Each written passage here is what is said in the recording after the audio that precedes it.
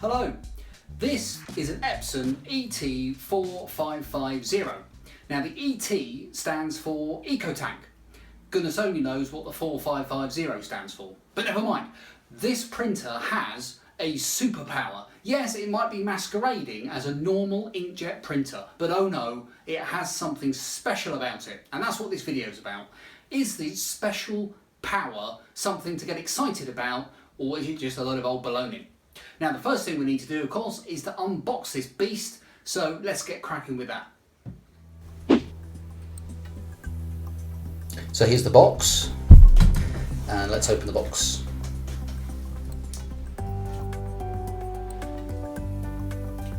Now the Epson EcoTank box isn't too heavy to handle, so a one-person job will be absolutely fine. You don't need to manhandle this into your room. As we open it up, we can see we've got the printer on the right hand side. On the left hand side are the inks, which we'll talk about a bit later on. Let's lift the printer out of the box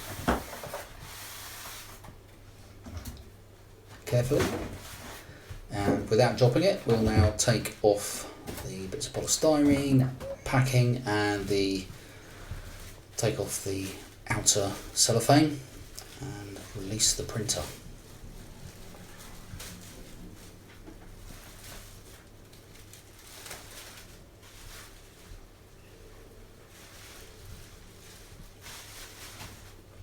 Okay, here's the printer on the desk, and it has got quite a few transport bits of tape on it. This first one here is a rather alarming warning letter. We'll talk about that a bit later. Now we also have some blue tape, and this blue tape is absolutely everywhere, so be sure to remove it from everywhere on the printer if you buy one of these. It's pretty obvious on the front and on the sides. You can see that there's blue tape all over the place, so remove that.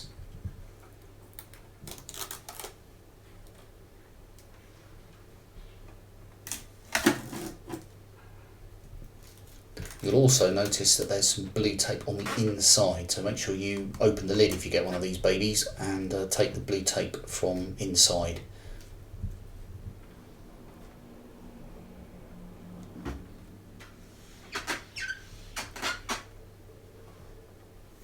And there it is. A quick look now at all the bits that come in the box. Now, of course, you've got the plug lead. I've got the UK adapter here. It will be appropriate for your particular country, of course. There's the printer itself, which we'll have a detailed look at in just a moment. You also get a CD-ROM with some software on. Okay, if you've got a CD-ROM, if you've got modern Apple devices, you probably haven't got one. There's a huge instruction leaflet, all sorts of bits on there, and warning messages and what have you, so something to ignore if you're anything like me. And this is this annoying, rather alarming printer message about the ink levels. Now on the front of the printer we have the screen and various control buttons, also photocopy buttons. And this is the EcoTank 4550. There's the print trays at the bottom. We'll have a look at that as well in more detail later on. Now if we lift the lid, you can see there that's where you'll place things for scanning and also for photocopying. And it takes about just over an A4 sheet. Now if we have a look on the back of the printer, we can have a look at the ports. Now at the very top we've got the LAN port for your wired Ethernet. We've then got the USB connection, and down the bottom here we've got two ports for telephone line if you're going to be using it as a fax machine. Going back to the front, this is the tray. We can take various sizes of paper, A4 letter, and also smaller sizes for envelopes and for photo papers and what have you. Okay, we've unboxed it. Now what we need to do is to talk about its superpower. Now this printer has, instead of ink cartridges, it has ink tanks. And we're now going to put some ink in those tanks. And the difference with this printer is that using those tanks means that it holds a good deal more ink. That ink lasts for a long time and the ink is quite cheap. It's a different model to the one that most printer vendors do use. In fact, Epson themselves normally sell printers quite cheaply, and then they try and make their cash on selling you expensive ink. Now, of course, most of us have got a wise to that, and what do? We buy third-party ink, of course we do. So that doesn't do the printer manufacturers a lot of good. So what Epson have done here is to come up with a printer that is more expensive. They would normally sell this if it was a normal inkjet printer for a lot less. But they then have ink tanks which hold a lot more ink and can in fact print something like, for black and white, somewhere in the region of 11,000 pages before it runs out of ink. That's an awful lot. So anyway, that's enough waffling. Let's fill up those tanks and see what on earth all the fuss is about. So on the side of the printer you'll see these tanks that we looked at a little bit earlier on, and you get a load of ink. This is called the initial bottle, this is the black ink, and you take the top off that and we'll fill up the tank with it. And you can see there's a little rubber bung on each of these tanks. It doesn't seem to fit particularly well, but I think it works quite reasonably really for the printer. Now this is a messy job, so I'm going to put some gloves on here, even though it makes me look like a complete idiot. Now these ink tanks have got a little nozzle at the top, and that actually turns into a little cap that you can attach afterwards. So if you're just going to break this off and get it off the top of it, there we go, that's off. And if you see, if we put that on, that will actually snap into place and can be a lid. Now don't forget to unscrew the main top and take the plastic seal off, otherwise, schoolboy error that I made, you'll be trying to squeeze it and nothing will come out. Now this is where it really does get messy, so do be careful with this if you get one of these printers. Okay, I'm speaking the obvious there, I know, but this is really not something that you'll be used to if you're just used to just getting cartridges and plugging them in. So we've taken the silver foil off, we've screwed the top back on, and now it's time to fill up the ink tank, making sure of course that we're putting black into black. So tip it up. It doesn't just all come flooding out. It does need to squeeze these ink containers until it's filled up. Now these initial ink containers, Epson say to empty them completely into the printer. Now it has made a little bit of a mess there, so I'm just going to mop that up with a bit of kitchen roll and put the bung back on.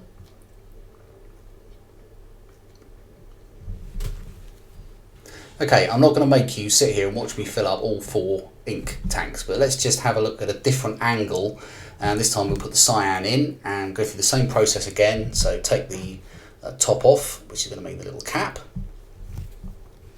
Make sure that we're putting cyan into cyan. I know it sounds obvious, but you really have got to be careful. There's nothing here to stop you from doing it wrong. Remove the bung, and now we'll put the ink into the tank. As you can see, it doesn't come rushing out. You can see it better from this angle. You do need to give it a good squeeze, and then you can see the ink going into the tank. Now you should put it up to fill it as far as that arrow that you can just see on the front of the window there. But with the initial inks that Epson supply, as I said, you have really supposed to fill that up completely and then dispose of them. In the box you do get some initial tanks, and you also get some other filler ink as well, so they do supply you with plenty of ink. Epson say 2 years worth.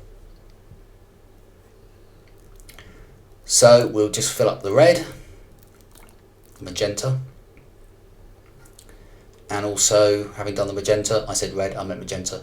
Let's put the yellow in as well, and you can see here we're zoomed right in so you can really see it going into that tank. Replace the bung, and then with all 4 tanks filled up, I shouldn't have to do that process again for a couple of years.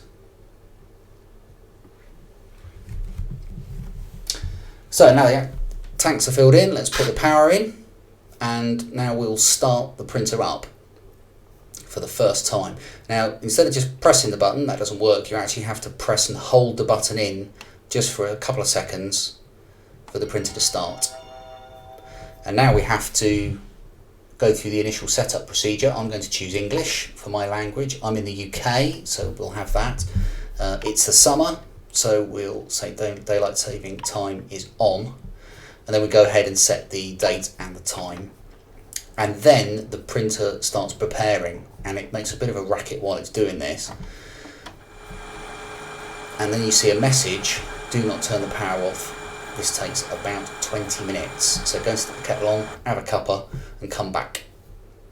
Okay, the printer's now done, it's 20 minutes, and the first thing you need to do is set the paper size, and you have to do this every time you change, you pull the paper drawer out. You can see the different sorts of paper you can put in. I'm setting A4 and plain paper for me. You then can set up the fax. I'm not going to set up the fax because I'm not going to use that feature. You may wish to do that, of course. And then after that you can set up Ethernet or Wi-Fi connection. I went on and set up Wi-Fi. The next thing that you can do, or Epson claim, is to go to epson.sn and set up the printer on your network. And after going to that web address, you then type in the name of your printer. In my case, it's the ET-4550. And then you get a set of options, and you can download the software. So I download the software to my Mac, and you get a web installer. Obviously, if you're Windows, you'll get the Windows installer. So we then run the software and type in my password, and then it starts running after you've agreed to the license. It tells you there, make sure that you've filled up the ink. Yeah, okay, we've done that. So let's just press next and carry on to the next screen.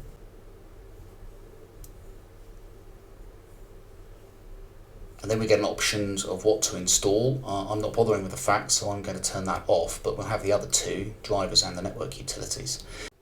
Now what happened next for me was that it started installing, the progress bar went part of the way, and then it just got stuck. So I found that I could simply use AirPrint, and that solved the problem for me. So now let's have a look at some documents I've printed out from the computer, from to the Epson ET-4550.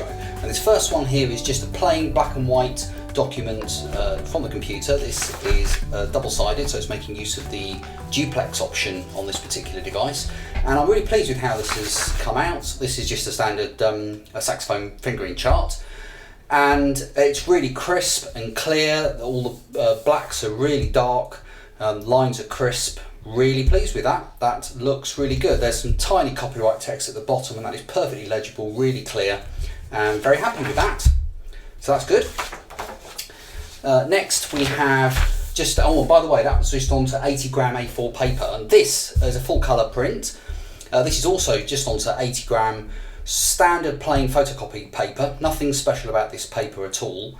And here I just printed a random web page. This is the BBC homepage in the UK, and this is, of course, the reason I chose this is it's got little bits of colour on it, and again really nicely printed. Yes, okay, we've gone off the edges a little bit here, and the text has run over these boxes, but I mean that's not to do with the printer, that's to do with just how the web page is printed.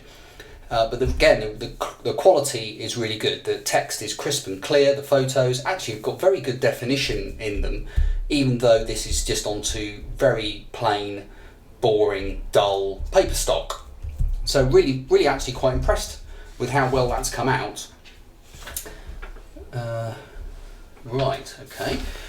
Now we can have a look here. Now the next thing I've got just a random copy of a television listings magazine, and I thought I'd try a photocopy, and that's the original page you can see there on the left from the magazine, and then this is a photocopy that the printer has done there on the right, and the colour matching is actually not bad. When I look here, it's pretty close actually. And of course the difficulty with any kind of colour print is that this, of course, is to print it onto glossy paper, sort of, I don't really know what weight this is, it doesn't feel that thick, but of course it's coated, whereas this again is just the bog standard 80 gram photocopy paper. And we have, as we did with the colour print from the computer, this actually looks really nice. It's the blacks are nice and black, there's good contrast in the photographs, and the text is very legible and nice and crisp and clear. So I'm really impressed with that. It's come out really well. I was also pleased with the speed. This photocopy came out really quickly, faster than my old Canon printer. I don't doubt that there are faster printers around, but for me, just a one-off photocopy, I was really impressed with that. It does also have, as most printers do, an option for a black and white photocopy, so even if you have a colour original, you can print out in black and white. So finally, let's have a look at a photo. I've already stuck it into a slightly not very good frame, but I was really pleased with this. This is just a picture of my dogs, and this came out really well. It took a while to get it into the frame, so that's why I haven't taken it out of the frame to show you.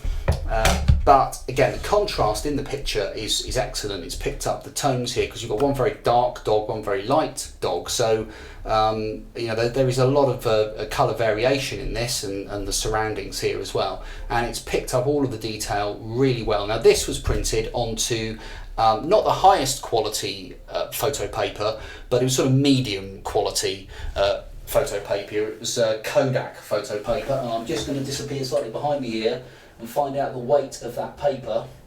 Hold on 2 seconds so that we know exactly what we're talking about. Here we go, premium photo paper. This is 240 gram, and I know the higher quality one was 270, I think, and you can get lower quality, which might have been 220, 200, I can't remember now. But this was, they just give it a star rating, so you can see here it's sort of, they're not their absolute top quality, it's sort of the next one down. So it's not Epson's own paper, this was just some Kodak. I'm not particularly recommending Kodak paper, I just grabbed what was there in the shop. But that's come out really well as well. I'm really impressed with that, and the print speed as well was actually fine. I can't remember exactly how long it took to print, but I don't remember it being excessively long. So there we have a few different printouts, black and white, full colour, and a photocopy as well, and I have to say I'm really impressed with all of them. They worked really well, just as I would have expected, and really no complaints there at all. Great, so we've had a look now at unboxing, setting up, and also the quality of the prints from this printer. So now we have to decide, in summary, really is it worth buying? Well, first of all, let's have a look at the pros and cons of this printer. There's a few things that I'm not that keen on. First of all, it's the screen. Now, the front of this printer has a screen, of course, as they all do these days, but it's tiny. You really can't see an awful lot on this screen. And you do have to use this screen. Every time you change paper, you have to select on there what the printer paper is that you've put in. Is it photo paper, is it card, is it plain paper? And it would be nice if the screen was a little bigger so that you could see what it was that it was asking you. It's also a black and white screen. It looks like something out of the dark ages, frankly. And on a printer in 2016, you'd expect it to have a colour screen, but at least a larger one, maybe even touchscreen, who knows. The next thing I don't like about this printer is the fact that it has a very small paper tray on it. If I take the paper tray out, it doesn't actually hold an awful lot of paper in here, about 150 sheets according to the instructions. It's also a bit kind of natty to mess about with as you're trying to get the right paper in here, but that's not that unusual, to be honest, on these printers. It would have been nice to have that. Also, my old printer, which was a Canon MX870, had an extra feed tray on the back. You could feed, say if you wanted to bung a bit of card in, you could just feed it through the back without having to mess around with this tray. Whenever you want to put something else in, card or photo paper or whatever, you always put it into this tray and then put the tray back in. You're always using the same tray. In some ways that kind of makes sense, because on the printer, now that I've changed the paper cassette, the screen is saying, okay, what have I put in? And I've put in plain paper, so I just push the button. The next thing I don't like about this printer is the noise. Yes, it makes a racket.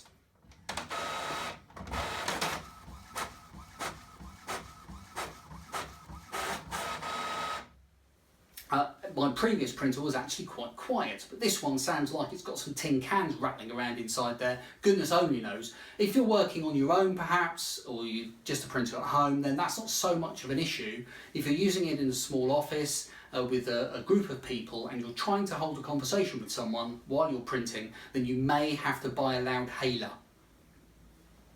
Okay, now let's just talk about the good things about this printer, because there are plenty of them. The quality actually is great. Now, I've read some expert reviews who say that the quality isn't that brilliant. Now, fair enough, the experts probably get their hands on a good deal more printers than I do.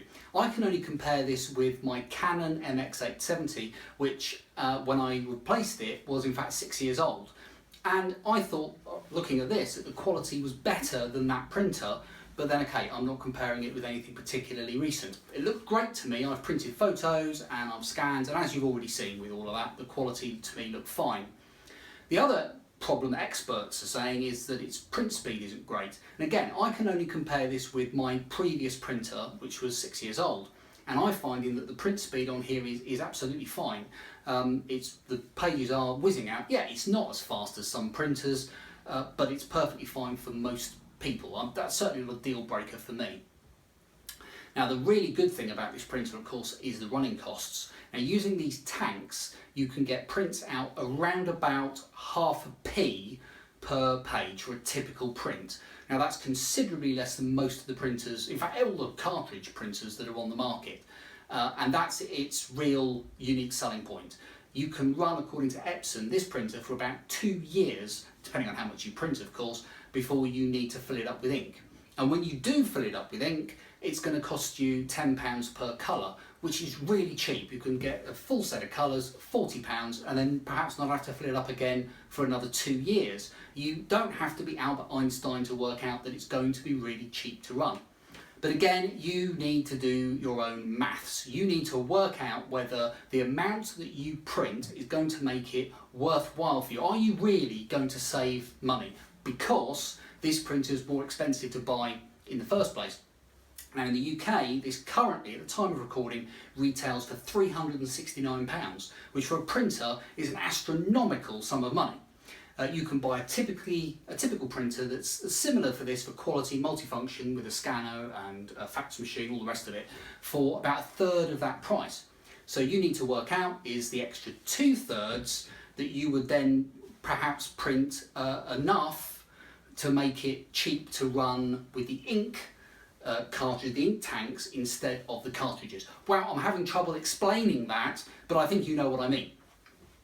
For me, it was a no-brainer for 2 reasons. First of all, I was able to trade in my Canon MX870 with a special offer from a particular retailer here in the UK and get £100 off this beast. So, quick sum, yes, I paid £269 for it. That sounds good. Also, Epson, at the time of recording, are doing a special offer giving 3 years extended warranty, total of 3 years, so 2 years over the usual 1 year. So that's great as well. Again, for me, that really did make it a worthwhile purchase. I can have enough ink in there to print for 2 years, probably. I can have a warranty during the whole of that time, and then another year on top of that to give me 3 years. And also buying it cost me a good deal less, certainly within the range of my budget. Now, would I have still bought the printer had it been the full £369? That's a really difficult question to answer. I think if I'm being honest, hand on heart, no, I probably wouldn't have done.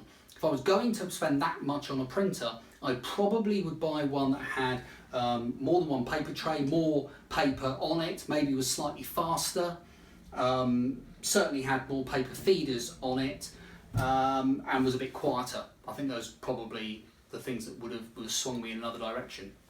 Having said that, being able to send prints out to this printer and not have to worry about how much it's costing me, just not really care, just send the prints off to the printer, is actually quite liberating in a geeky kind of way. Yeah, it's great. I don't have to worry about when we're going to run out of ink anytime soon, because I know I'm not. It's also nice, I just send it out, I don't worry about, I used to on the other printer quite often choose black and white when I was printing, just to make sure that I wasn't using up any colour ink that I might suddenly need for an important document. I just don't worry now. I send it or most things out in colour, and I just don't worry about it.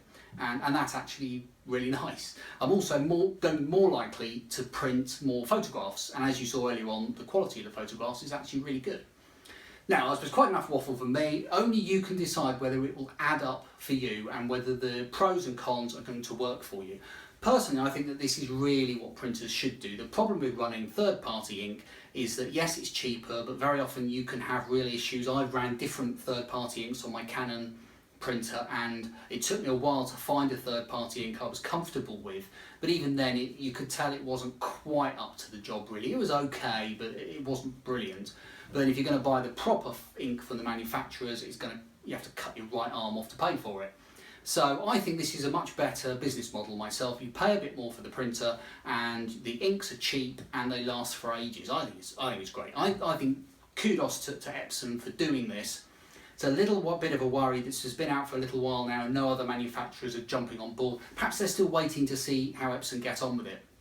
I spoke to the retailer that I bought this one from, and he claimed that these are flying off the shelves, and of course there are different EcoTank models available. There are cheaper ones available than this, for example, that don't have as many of the multifunction capabilities.